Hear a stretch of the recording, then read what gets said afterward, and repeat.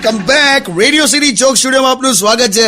કિશોર કાકા, યુટ્યુબ પર અંકિતા શાહ તમને એમ પૂછે છે કે છોકરાઓને મોબાઈલની આદત કઈ રીતે છોડાવી? ના છૂટે અંકિતાબેન. આ જમાનામાં મોબાઈલ શરીર અને આત્માનો એક ભાગ બની ગયો છે.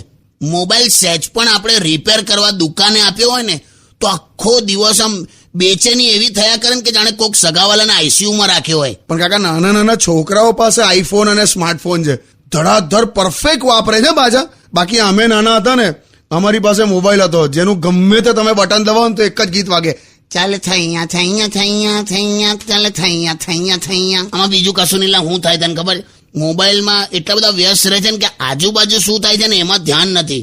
એક જમાનામાં ઉનાળામાં અમે એવી જગ્યાએ હોઈ જતા હતા જ્યાંથી મસ્ત આમ આકાશના આસમાનના તારા દેખાય. અગાસીમાં હોઈ જઈએ, બાલ્કનીમાં. અત્યારે બધા એવી જગ્યાએ શોધી કાઢે છે જ્યાં મોબાઈલનું ચાર્જર ફિટ થઈ શકે.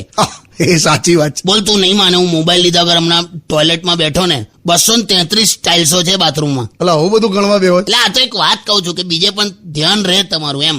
બાકી નાના છોકરાનું ડાયપર અને વોટ્સએપ એક સરખું જ હોય. થોડી વારે તમારે ચેક કરવું જ પડે કે કશું આવ્યું તો નહીં ને. Stay tuned with Kishore Kaka only on Radio City 91.1. Only on